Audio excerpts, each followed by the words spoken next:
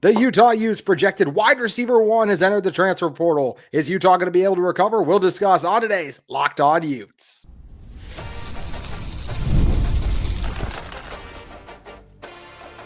You are Locked On Utes, your daily podcast on the Utah Utes. Part of the Locked On Podcast Network, your team every day.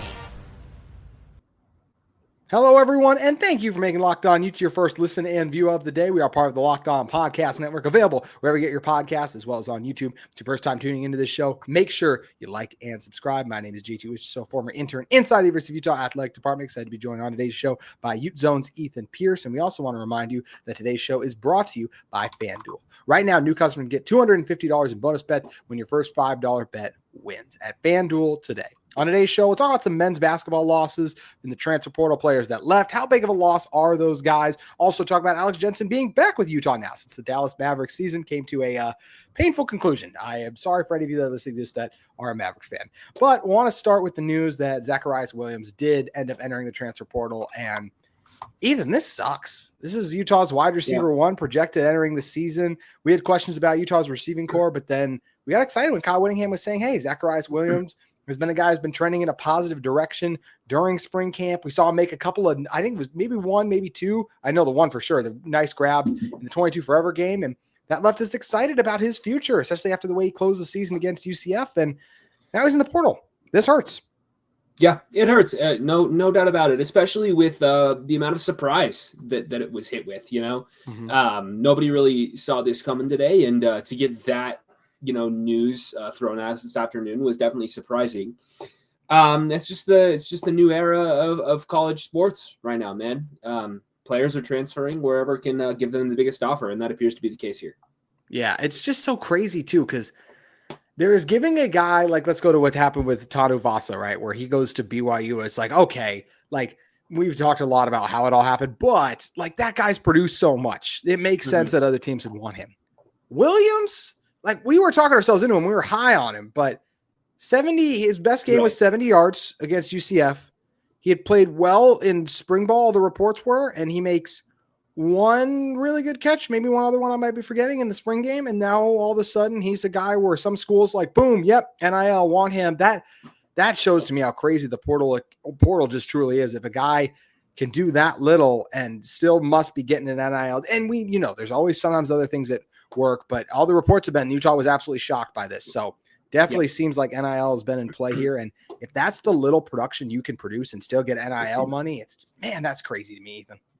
Yeah, it's crazy. I mean, it seems like, every time that we think, okay, like this is the logical end step of this, right? Like, oh, the NIL can't get any crazier. NIL, like this can't get any more insane. It just, it seems like somebody's always willing to up the ante, right? Now you have, players transferring like outside of the rules and just saying they're going to play. Isn't that like what's happening with Wisconsin and a kid at Miami? Oh gosh, that was the Wisconsin receiver was like he wanted to go to Miami, but they're like, you signed a 2-year NIL deal. Yeah. So he unenrolled from the school. He just goes and plays anyway. Yeah. Your situations like that are gonna start to happen, I think, more often because there's just absolutely no regulation on this. There's no fit rails or guardrails or safeguards or anything, right? It's just kind of wild west out there. And so to have a player do a surprise transfer in the middle of spring practice would have been considered unprecedented a number of years ago, but where we're at right now, it's just kind of another drop in the bucket in what's going on around the country every single day, right?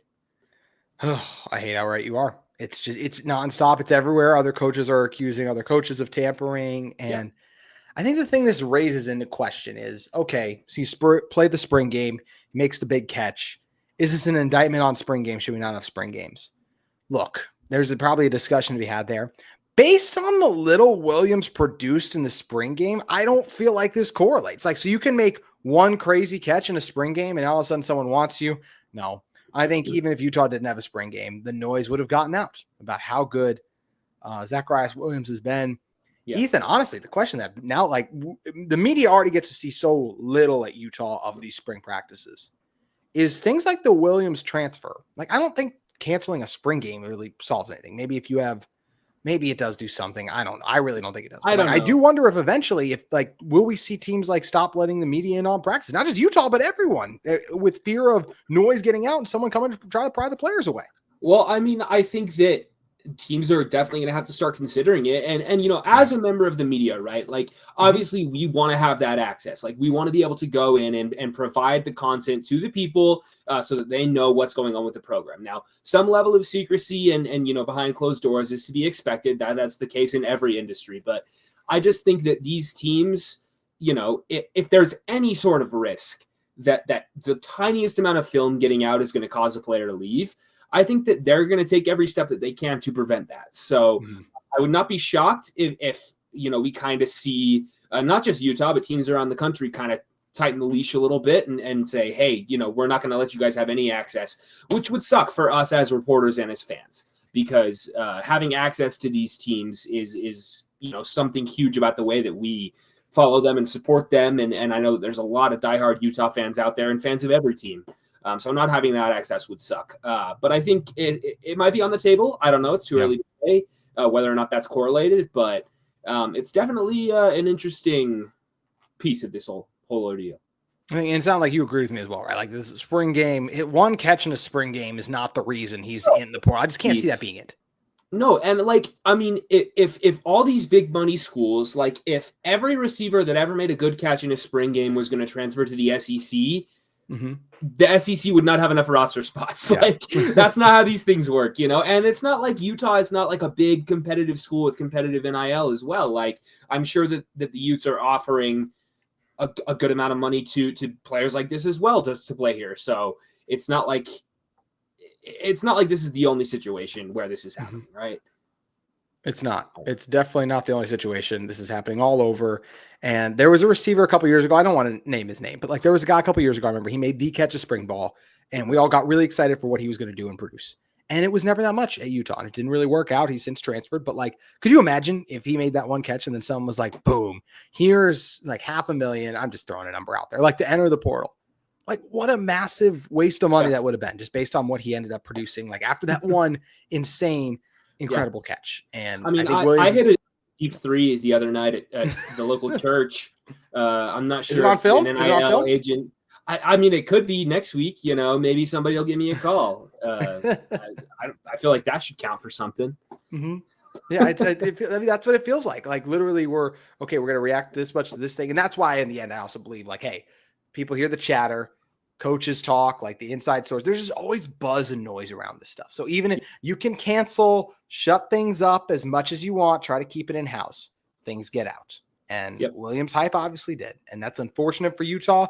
And it sucks that this is the era we're in, where just, hey, I think it's cool that guys can make more and get a better opportunity, but just the way it's happening just feels very icky. Like we mentioned, like, if you sign on to a place, it's like, hey, you sign on to that place. And then all of a sudden you can have a good spring ball and they go, so there's a lot wrong right now, in my opinion. Utah will be able to find other receivers. Will they be good as good as Zacharyus Williams? And I know some will put up numbers that they brought in, but does it translate? That's what we'll find out.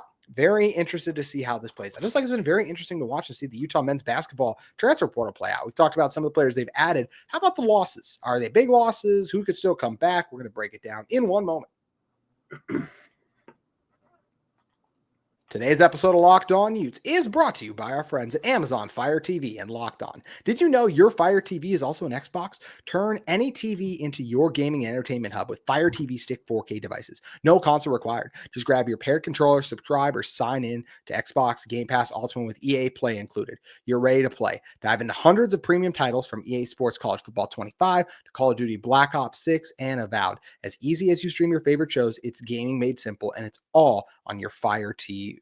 They have the latest technology for elevated playing with a Wi-Fi 6/6E and auto low latency mode. Advanced technology. Fire TV Stick 4K delivers smooth, more responsive gameplay with lightning fast speeds you need to stay competitive. With 4K streaming, you can watch more than 1.5 million movies, TV episodes from your favorite subscriber services like Netflix, Prime Video, Disney Plus, Max, and more. It's also that affordable and portable gaming. With hosts with hardcore gaming experience can share their experience with Locked On with Fire TV, because with Fire TV Stick, you get a more affordable plan. That's something that's definitely been the case for me as well. You can head to Amazon.com/Fire TV Locked On to get started. Xbox Pass Ultimate subscription and compatible controller required. Available on select devices, including Fire TV Stick 4K 2nd Gen, Fire TV Stick 4K Max, 1st and 2nd Gen, and Fire TV Club 3rd Gen. Head over and check out Amazon Fire TV today. All right, Ethan Pearce back with me here. Talk about the Utah men's basketball losses. Talked about the additions, but there were some transfer portal losses this team suffered. Yep. Talked a little bit about a guy like Jake Wallen leaving for Clemson. That definitely hurt. But one I haven't gotten a chance to talk about, Ethan, is Ezra Assar, arguably Utah's second best player last year. Felt like that he ends up hitting the portal, and now he's at USC. And especially going to the Big Ten, it makes sense. I think it's a loss for sure when you look at how he produced. But I don't look at that loss and go, oh, he's gone. There's no way Utah can be a top 10 team in the Big Ten next year, because he was inconsistent from some games too. They'll miss his rebounding, his scoring inside at times. But once again, not a guy that I'm like, oh, I'm losing sleep over that loss. I agree with that. I think that he was a good player for them, but not an irreplaceable player. I think that they – the roster is still very much in flux. We don't know what the final few roster spots are going to look like. They have not fully built out this team yet, but just getting Keanu Dawes back, I think, is a great start. And hopefully, I know a lot of fans are really hoping for him to play a lot more this season, and hopefully he can kind of step in and fill in some of that production that Assar was giving you at that power forward spot. So I think looking at the roster on paper, they already have a replacement level player in Keanu Dawes, who I think has the potential to be even better. So. That's how optimistic are you that Dawes takes the leap next year? I'm really good in the crown. Yes, really good he was. Not only in the crown, but down the stretch of the season, he played really well in the one Big 12 tournament game against UCF. Had a couple of nice moments against BYU in the regular season finale. I think that Dawes is a guy that a lot of fans have been really, really excited about, and I think he has the potential. He's got the size, he's got the length.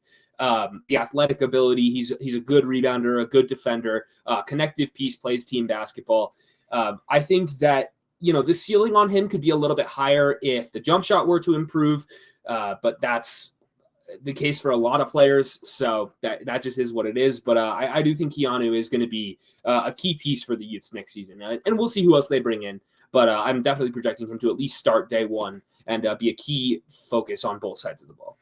Absolutely agree with all that, especially based on how he closed the year, like you mentioned. Next guy transferred, Mike Sherov Jams, is a guy who's going to South Carolina now. Mike, I think a classic example of just never quite panned out at Utah fully how they wanted it to work. Scored 7 a game, 3 rebounds, 2 assists, a little bit of everything, but it never put together like they were hoping. He got benched at times, didn't even play in a couple games. So I think this is one where I'm like, you know what? Best for both parties to move on.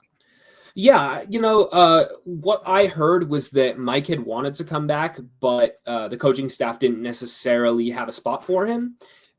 So, he's a guy that has now transferred for a 3rd time. This will be his 4th school that he's playing at in South Carolina. Was a really, really highly rated prospect a couple of times in the transfer portal and when he was coming into the NCAA. But I just think that he's a guy that has a lot of potential. You can clearly see the skill there. As a big guard with a pretty looking jump shot, doesn't always go in as much as you want it to, but the form looks really good. I wish that he would have maybe gotten to his mid-range game a little bit more this season at Utah, because that was some of the stuff that I saw in film from him from when he was at San Francisco and Dayton that kind of didn't really carry over to his time with the Utes. And I also think he kind of got forced into an unfortunate role, needing to be the starting point guard for a majority of the season, because people had expected that to be Muro Little, but that didn't quite work out. So I think for Mike, I would have liked to see him come back maybe in a different role next season. I still think there is some potential there with him, but it makes sense for the new coaching staff to kind of just want to go in a different direction, say, hey, we're not quite sure on this player, and maybe we can fill that spot in a better way.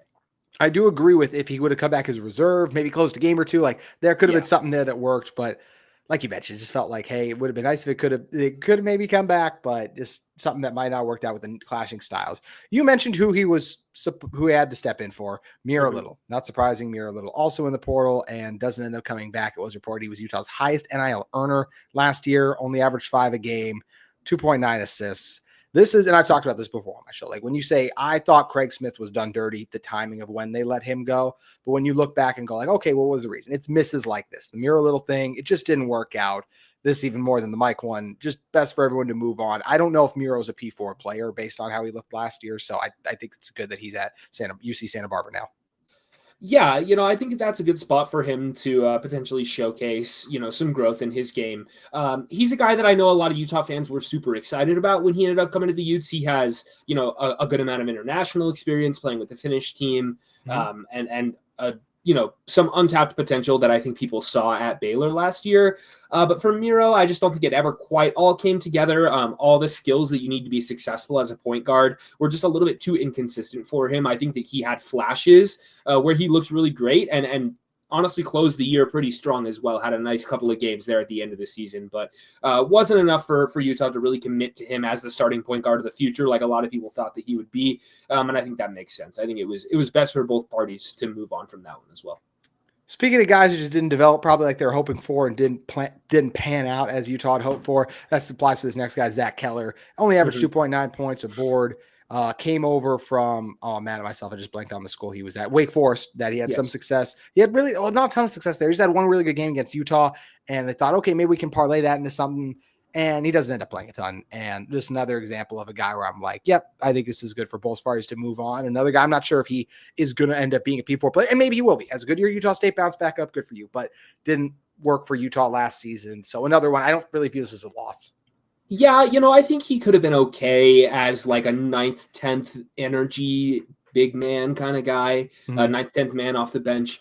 I just think that, he's a little limited athletically, didn't really like show like, okay, what is the skill that this guy has that's going to make him a successful player at the collegiate level, right? It was like, okay, he's a pretty good rebounder, pretty good defender, I guess, but a little undersized, can sometimes hit a 3 here and there, but I just don't think that he was really going to fit into this new version of the Utes that Coach Jensen is building here. I think that he's wanting to go a little more athletic, a little bigger at different positions. And so I think Keller kind of just didn't really fit into that ethos. And it makes sense why he would want to go to a place like Utah State. I think that'll be a good fit for him.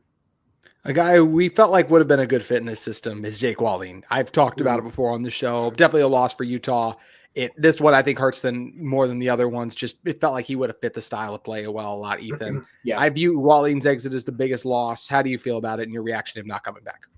Yeah, I do think it is the biggest loss. I think that, once we got the news about Alex Jensen and kind of everybody started hitting the portal, the 3 names that I heard that a lot of people wanted back were the 3 forwards. It was Dawes, Assar, and Wallen. And for Utah to secure 1 out of 3 of those is honestly not too bad. And we'll see what they do, to fill out the rest of those spots in the coming weeks, because the roster is still not complete yet. But I do think losing Wallen is unfortunate. I think he's a guy that really could have played at a couple of different positions. The jump shot was really coming along. I thought that there was another level for him to reach in terms of 3-point percentage as well next season. And we'll see how he ends up doing with Clemson. But I think that he was a guy, he would have fit this new style. He's an athletic forward, had a couple of really nice blocks this past season. I know he had a game early on in the year where he had maybe 3 or 4 blocks early on in a game. So, there's some potential there with him. It looked like, Clemson really stepped up and made a good push to get him there. And I think that'll be a good situation for him as well. Sucks for the Utes to lose him, but like I said, the roster is not done yet. And we're going to see a couple more guys slot in there to play that forward spot alongside Dawes as kind of the centerpiece of that. Tigers, Cougars, if it's a cap, it's probably coming in to steal Utah's guys away at this point. That's what we've established. Also, shout out Hunter Erickson getting the opportunity in Hawaii. I'd classify this as the same thing we kind of mentioned. Like Hunter Erickson, got to cover him at Salt Lake Community College. Good guy. But if you want to be towards the top of the Big 12, just don't think it's going to end up working out. So good for him to be moving on. And Utah basketball has made some exciting additions, going to continue to make those additions, and we'll continue to cover them on the show. One of the biggest reasons that Utah basketball is going to continue making additions is because Alex Jensen is finally at Utah. Mavs season came to a close. Jensen's on campus. How big of an impact will that make? And what does it mean that the Alex Jensen era is officially underway? We're going to tell you in a moment. Today's show is brought to you by FanDuel Sportsbook. FanDuel has you covered because the NBA playoffs are here, and FanDuel is giving new customers an incredible way to get in on the action. Right now, when you join FanDuel and place your first $5 bet, you'll get $250 in bonus bets if your bet wins. I love how much FanDuel makes betting so easy, so when I'm picking my favorite team or diving into player props, FanDuel helps set me up for success. From three-pointers to steals to assists, FanDuel has so many ways to bet your favorite player props. Plus, after the game tips off, you can combine live prop bets in the same game parlay for a chance to win big. Don't miss out. Head to FanDuel.com and claim your 250 in bonus bet today. NBA playoffs are going on. A lot of fun series right now, too. I mean, we know the Thunder are taking care of business, but Clippers Nuggets has been a blast to watch play out. I'm a Wolves fan, so I've had a lot of fun checking in on their series against the Lakers so far, too. Eastern Conference races we knew was going to be fun. Celtics and Cavs doing what they do best so far, too. Knicks struggling a little bit. A lot of intriguing series. A lot of options for where to head over to. Warriors look like they'll do well against Houston as well. So, make sure you guys head over to FanDuel Sportsbook today. Get in on all the latest playoff action and odds. Also got baseball regular season and, of course, hockey playoffs at FanDuel Sportsbook today. Ethan, Craig Smith is officially with Utah.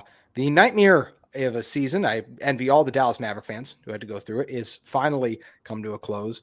I am really excited that Alex Jensen is now back with Utah. I have said multiple times on my show, and I'd be interested to hear your take on it as well. I like that he finished his commitment. I just believe if you're going to come in and tell players like, hey, you got to be all in, you should finish your commitment and be all in. But I do think it helps that Utah, that Jensen's now there, so he can spend even more time trying to bring in the recruits and just crafting this roster as he wants it to be.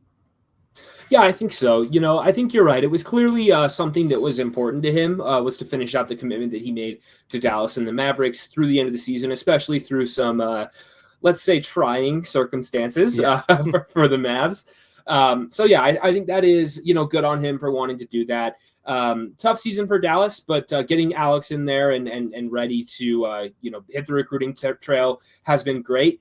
And I don't think that he wasn't involved with the team, while the Maverick season was still going on. Obviously, he was still, communicating with players, hopping on Zoom calls, obviously putting in his input with the staff. But I think that one of the reasons that he put together this great staff of assistants was so that they could kind of cover for him while he was finishing out the NBA season. So we've heard a lot of great things about what Rafael Chilius has been bringing to the recruiting trail. Just getting Alex in there to meet with the prospects in person as well. I think will be it'll go a long way for them in securing a couple of commitments here in the coming days. Definitely feels that way, and I just continue to be incredibly excited about what Alex Jensen is building. The way I thought Alex Jensen was the best guy, we've talked about it, the way that all went down, the way they let Craig go 2 games after getting a huge win against Kansas and the Kansas State win. It just was icky, and it all happened so fast it made me nervous. From the moment I heard Alex talk at his introductory press conference, I felt like this is the right guy for the job. I've loved the moves that Utah has made so far, Ethan, and I continue to just get more and more fired up about the future of the Utah men's basketball program. Yeah, me too. I think it's exciting to see just the excitement that it's brought to the fan base, right? I know that that's kind of a nebulous thing, right? It's like, okay, well, how much does fan base buy in and general excitement in the area influence how the team is producing on the court? We heard Craig Smith talk about it a lot of times, and that doesn't matter now, but I think that having the fans in the arena really showing up and cheering loudly for the team is something that definitely goes a long way. And not only that, but the money and everything that goes into it as well is obviously a key factor. So I think just the fact that the fans are super excited, they have a coach that seems really bought in. It seems like the administration is bought in as well. They're putting up some money in order to go out and get a competitive roster put together, I think has gone a really long way as well. So I'm excited for the future. I think that the Utes have done a really good job of building out this roster so far, and it's not just for this next season. They're hoping that Alex Jensen can be the coach for many years to come. So we're just laying the groundwork right now for where the team wants to go, and hopefully that can kind of set them up to really take off here in the next couple of years.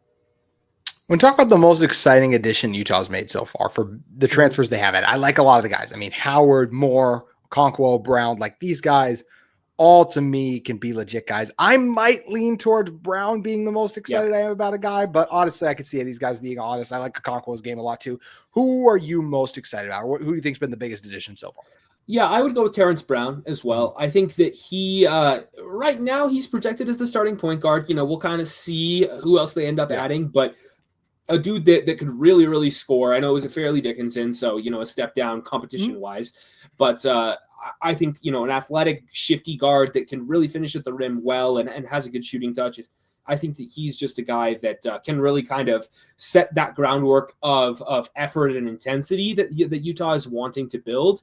And especially at that point guard position, I think if you can have a guy that can really, really just bear down on both ends of the court, it'll be really good for them. So I would go with Terrence Brown. And then, we'll see. I think they're going to get a couple of more commitments in here this week. We've heard some good things about a couple of the visits happening recently. I know this is going up a couple days after we're recording this, so maybe by the time you guys are seeing this, there might be a couple more. Who knows? But it's a good time to be a Ute. It's a good time to be a Ute. It's always a good time when I get you to come on as well, my friend. Ethan, thank you so much for making the time. Please let everyone know where they can find you at. UteZone.com. We're breaking down all the new additions, all the players leaving as well that we talked about earlier, and what this new roster is looking like as it shapes up for the season. So UteZone.com. Ethan, you're the best. Thanks again for coming on. Thanks, bro. Appreciate you. That's going to do it for today's Locked On Utes. We'll be keeping up with the latest in Utah athletics over the coming days, but hopes everyone has a fantastic weekend.